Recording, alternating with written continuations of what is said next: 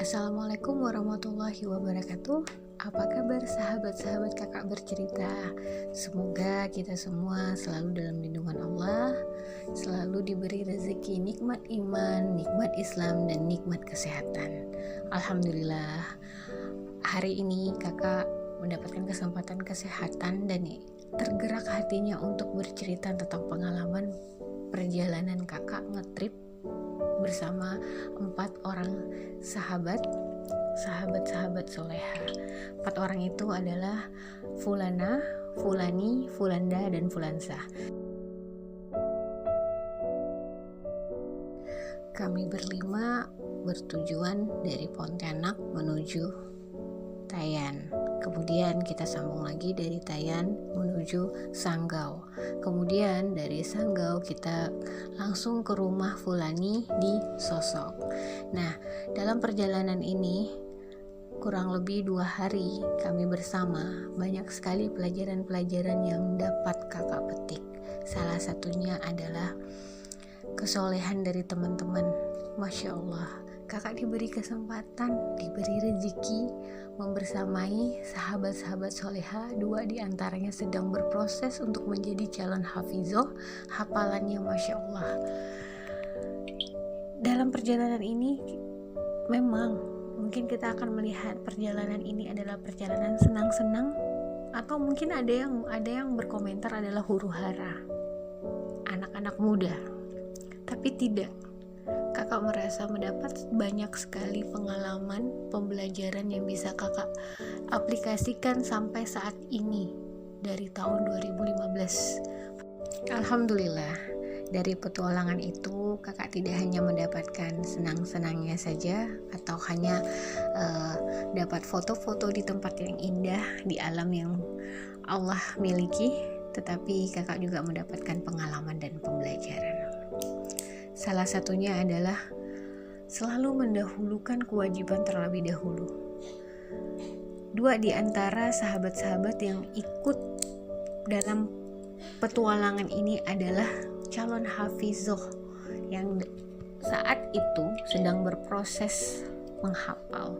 Kakak yakini bahwa saat ini mereka berdua sudah memiliki hafalan yang jauh lebih banyak.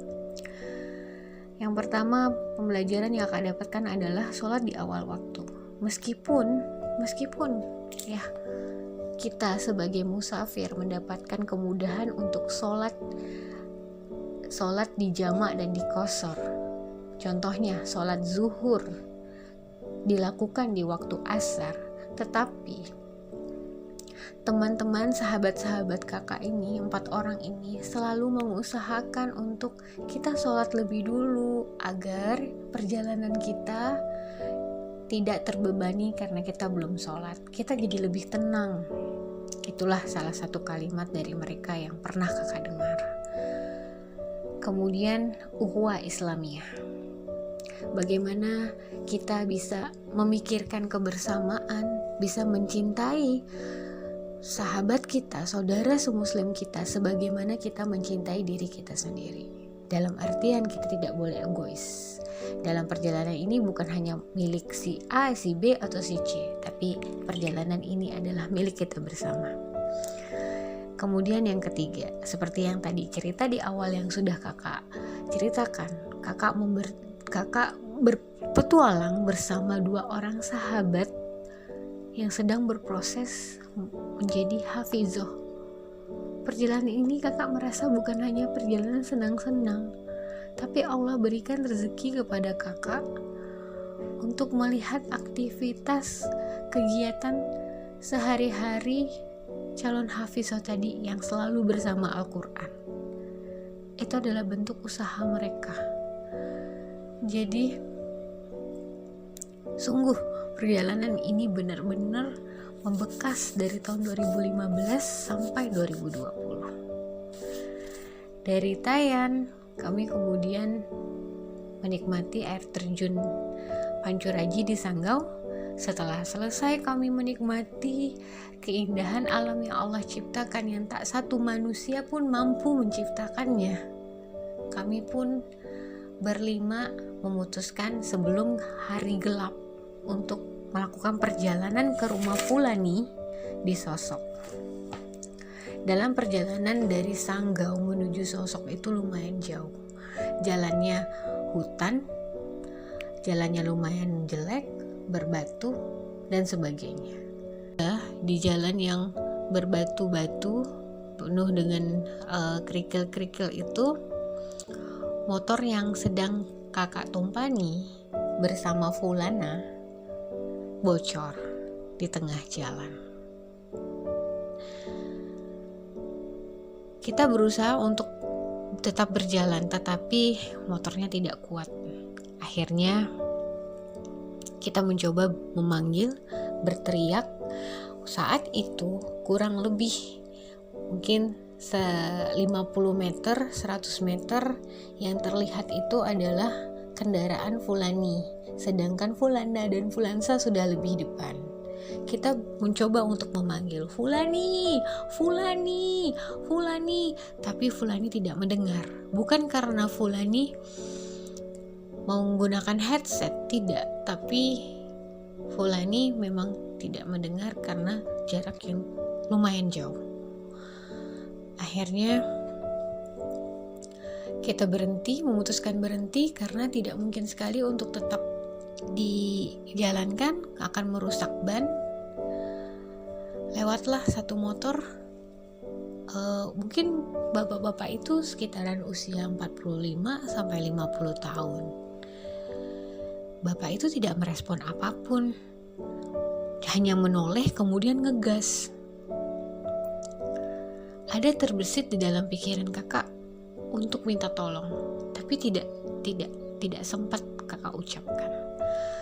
Kak dan Fulana mencoba untuk mendorong motor kita berdua. Tak lama, sekitar 5 menit, tiba-tiba Fulanda dan Fulansa berputar balik ke arah kita. Ada apa? Tanya Fulani. Ban motor kita bocor, kata Fulana. Kakak juga bilang, gimana nih? Memang ada ya di sekitar sini tampal ban? Coba kita cari, kata Fulana. Kalian dengar ya? Iseng kakak bertanya. Kalian dengar ya? Tadi kakak berteriak. Fulani langsung menjelaskan. Enggak kak, tadi ada bapak-bapak nyamperin kita dari samping, terus bilang, mbak temannya di belakang manggil, sepertinya bannya bocor, katanya gitu. Masya Allah, sontak kakak langsung merinding. Wah, alhamdulillah, masya Allah, Allah bantu, kak bilang gitu. Setelah itu kita fokus langsung mencari tempat tampal ban. Malam, tidak ada sinyal, di hutan pula, dan cewek-cewek semua. Tapi hal itu tidak membuat kita pantang menyerah. Kita coba mendorong, kita coba cari Fulana dan Fulansa, coba mencari di sekitaran, dan ternyata ketemu. Akhirnya pelan-pelan kita seret motornya ke tempat bengkel. Sesampai di tempat bengkel, ternyata bengkel itu adalah bengkel mobil, bukan bengkel motor. Tidak punya alat-alat bengkel motor. Fulana mencoba tetap berusaha. Bang, bisa tolong tampalkan ban? Nggak bisa kak, kita ini bengkel mobil, mungkin tidak ada alatnya. Wah, hati kakak mulai berdebar. Tapi Fulana tetap berusaha. Fulana kemudian bertanya kepada abangnya, Bang, abang tahu di sekitar sini di mana bengkel? Wah, nggak ada kak, udah malam juga. Paling kalau ada jauh, katanya gitu. Kemudian hening. Tak lama kemudian si abangnya bilang ini, Kak, sebentar kak ya, saya coba untuk cari alatnya, semoga ada. Saya coba pinjam dulu kuncinya dan segala macam. Akhirnya ketemu. Masya Allah, alhamdulillah. Abangnya berusaha untuk menampal ban motor Fulana. sekitar 30 menit selesai, kita pun berangkat pulang. Dalam perjalanan, Fulana cerita sama kakak, "Kak, Fulana tadi berdoa, ya Allah, gerakkanlah bapak itu untuk memanggilkan Fulani yang ada di depan." Masya Allah. Fulana hanya berlisan di dalam hatinya, berdoa, meminta kepada Allah agar Allah bantu. Dan seketika Allah jawab doa Fulana. Perjalanan ini membuka mata kakak, membuka hati kakak, membuka pikiran kakak bahwa Allah memang maha mendengar. Tidak ada satupun keraguan atasnya.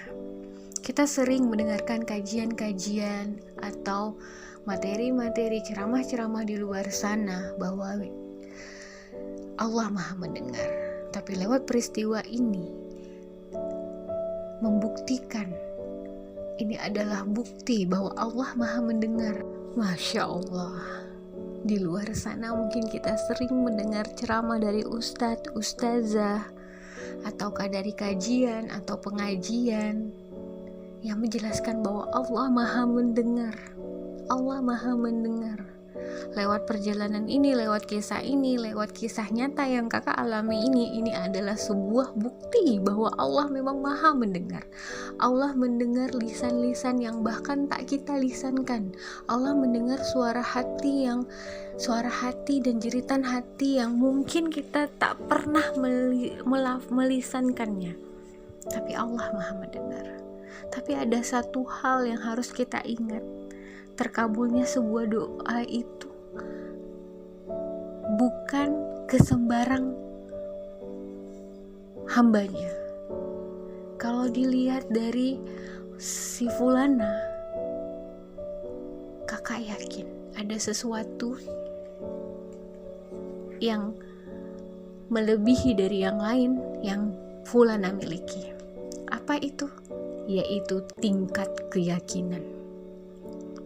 Karena Fulana yakin Allah lah yang akan membantu kita dan Fulana mendatangkan Allah lebih dulu, maka insya Allah, alhamdulillah, langsung dibayar tunai doa Fulana. Memang Allah gerakkan bapak yang melintas yang kita tak tahu siapapun dan bahkan tidak ada merespon bertanya kepada kita. Ternyata beliau mendengar kita teriak-teriak, Fulani, Fulani, ban bocor.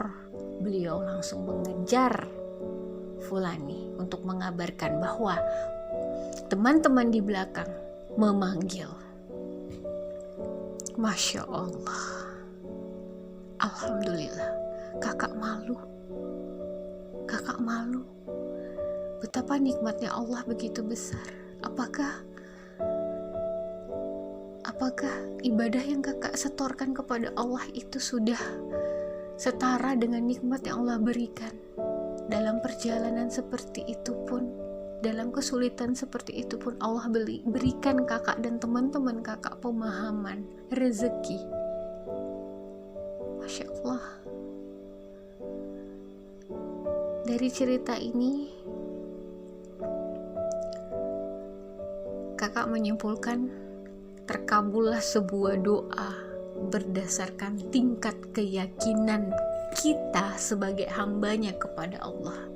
Karena Fulana begitu yakin Allah yang akan membantu, begitu yakin hanya Allah yang bisa membantu, maka dikabulkanlah doa Fulana. Dan dengan demikian Allah benar-benar merasa diyakini, benar-benar merasa hambanya mendatangi Allah lebih dulu, makanya dikabulkanlah hadiahnya. Masya Allah. Alhamdulillah. Semoga kita semua dari cerita ini dapat meninggikan lagi keyakinan kita bahwa segala apapun yang terjadi di dunia ini, Allah yang punya urusan, Allah yang punya kehendak. Makanya kembalikan kepada Allah, insya Allah. Amin amin ya rabbal alamin.